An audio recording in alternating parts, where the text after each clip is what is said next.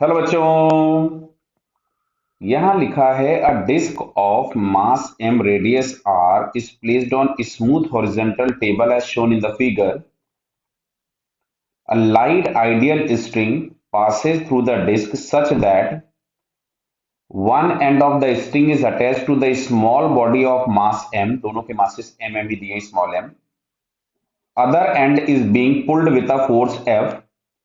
The circumference of the disk is sufficiently rough so that string does not slip over it. Find the acceleration of small body. Clear है? तो चलिए साहब, यहां से सबसे पहले तो हम लोग देखें, तो अगर हम इस डिस्क को देखें, केवल हम इस डिस्क को चेक कर रहे हैं, तो डिस्क पे एक फोर्स तो F इधर लग रहा है जो कि आपको दिख रहा है। इस तरफ में हम लोगों ने डिस्क पे मान लिया टेंशन T है। क्लियर?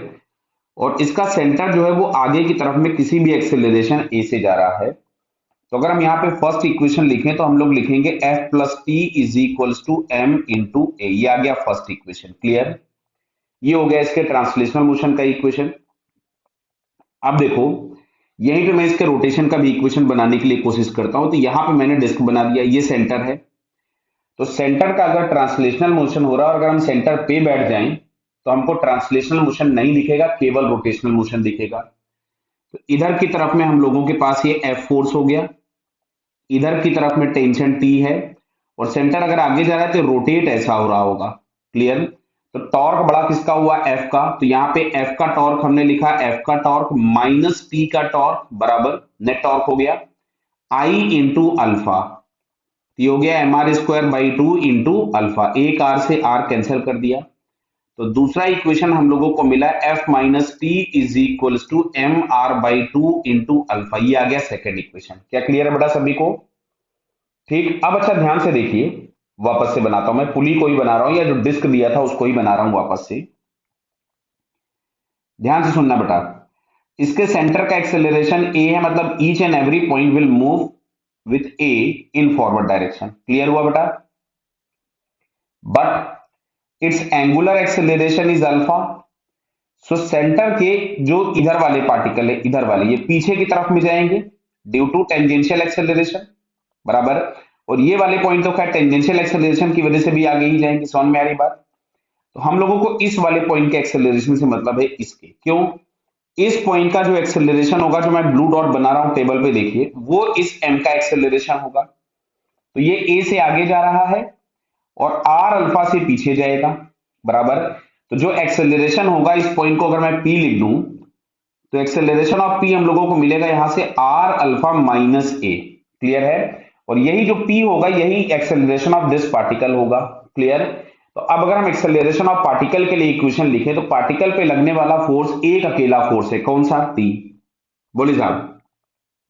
तो इसके लिए अगर हम लोग इक्वेशन लिखेंगे तो यहां से हमको मिल जाएगा T is equals to M into acceleration of particle. ये इक्वेशन नंबर थर्ड हो गया। क्या क्लियर हुआ यहां तक? अब अच्छा देखो, हम लोग एक काम करते हैं, इसी जगह लिख लेते हैं एक्सेलरेशन ऑफ पार्टिकल जो हमने निकाला है आर अल्फा माइनस ए, इसको हम लोग यहां से लिख देते हैं। तो T is equal to M into r alpha minus a, क्योंकि एक वेरिएबल तो कम से कम रिप्लेस करें। ये हो गए तीन। क्लियर? अब देखो इक्वेशन नंबर वन और इक्वेशन नंबर टू ध्यान से देखिए।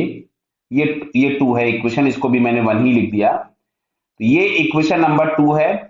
अच्छा, इक्वेशन नंबर वन और इक्वेशन नंबर टू दोनों को ऐड कर दो। अच्छा, दोनों को ऐड कर दे तो क्या दिख रहा है तुमको? टी गायब हो गया। दिख रहा है क्या टी गायब हो गया? या यहीं से अगर हम लोग इक्वेशन अब सॉल्व करनी, इक्वेशन देखो तीन इक्वेशन बन गई, उनको सॉल्व करना है। चलो हम लोग पहले ऐड ही कर देते हैं। तो टी गायब हो गया। तो यहां से हमारे पास रिलेशन मिला two F is equal to M A. दिख रहा है ना? इधर में एम ए मिलेगा plus M R by two into alpha. ये हम लोगों के पास टू एफ की वैल्यू आ गई। अब इसके बाद हमको सॉल्व करना है, तो हम टी की वैल्यू को उठा करके, क्योंकि हम लोगों को सारे आंसर एफ के टर्म्स में दिए, इसलिए हम लोग टी को रिप्लेस करना चाहते हैं। पहले हम एफ के टर्म्स में आंसर लिखना चाहते हैं। क्लियर? एक काम करो, इस थर्ड वाली इक्वेशन से टी को उठा करके हम लोग यहां सेकेंड इक्वेशन में पुट कर देते हैं। ठीक है, चलिए देखते हैं। तो यहां से हमें मिलेगा F minus M R alpha minus A, R alpha minus A is equals to M R alpha by two. Clear? तो इसको अगर हम उधर ले जाते हैं तो एफ इज इक्वल्स टू हमारे पास आता है M R alpha by two plus M R alpha minus M है। दिख रहा है ना भाई? इसको उधर ले जाएगा तो एक प्लस हो जाएगा, तो यहां से हमारे पास आ रहा है 3/2 M R alpha minus M, ये आ गया एफ की वैल्यू। क्लियर? एक काम करो, इसमें 2 मल्टीप्लाई कर देते हैं। 2 मल्टीप्लाई कर दिया तो ये हमारे पास आया 2f is equals to 3mr alpha minus 2m है। दिख रहा है बेटा ये? चलो इसको हम इक्वेशन नंबर कुछ फोर्थ लिख देते हैं और ये इक्वेशन नंबर 5 है। क्लियर? तो तुमको दिख रहा है कि फोर्थ और 5 के लेफ्ट हैंड साइड पे दोनों तरफ में 2f दिया है, तो दोनों की राइट हैंड साइड को हम इक्वेट कर सकते हैं। तो अगर हमने राइट हैंड साइड को इक्वेट किया तो m r alpha by 2 3mr alpha minus 2ma, इसको इधर ले आए तो ये हो गया 3ma, और इसको उधर ले गए तो 3 में से हाफ चला गया तो बचेगा 5/2 एम आर अल्फा।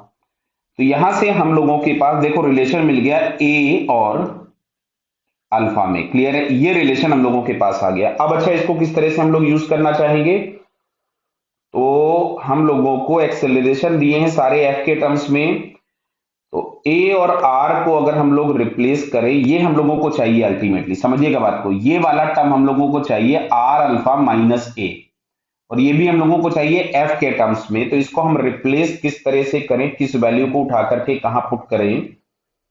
तो एक काम करते हैं, देखो यहां से, ये देखो यहां से एक चीज देखिए, यहां से आर अल्फा बाई 2 की जगह क्या 3a/5 लिख दूं मैं?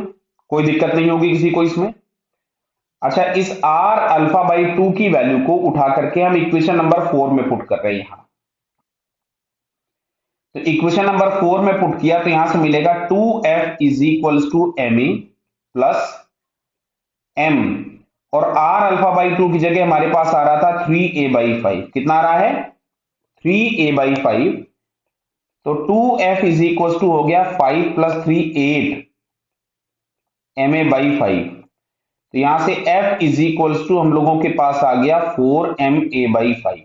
क्लियर है? तो ये हम लोगों के पास f आ गया 4ma/5। a की वैल्यू मिल गई f के टर्म्स में, a की वैल्यू मिल गई f के टर्म्स में। ध्यान से देखिए, इसी जगह रखते हैं, a की वैल्यू हमको f के टर्म्स में मिल गई, मतलब a इज इक्वल्स टू हमारे पास आएगा 5f/4 है। इस a को हम यहां पुट कर देते हैं, 3/5 into a 5f/4m is equals to r alpha by 2। Clear है? तो इस 5 से 5 कैंसिल हो गया। क्लियर है बेटा? इससे ये 2 कैंसिल हो गया, तो यहां से हमारे पास आ रहा है r alpha is equals to, देख लीजिएगा बेटा आराम से, r alpha is equals to आ रहा है 15/2m। कितना आया? 15/2m। कुछ गड़बड़ तो नहीं किया? नहीं नहीं नहीं नहीं, 15/2f कैसे है? देखो यहां से f उड़ा दिया अपन ने, ये 5 गायब होगा यहाँ पे, ये f है तो f रहेगा ही ना, ये 5 कैंसिल हुआ, तो यहां से हम लोगों के पास ये मिल रहा है 3। ध्यान से देख लीजिए बेटा, 3f/2m। तो ये मिल गया r अल्फा और ये मिल गया a, और एक्सेलरेशन ऑफ पार्टिकल जो हम लोगों के पास था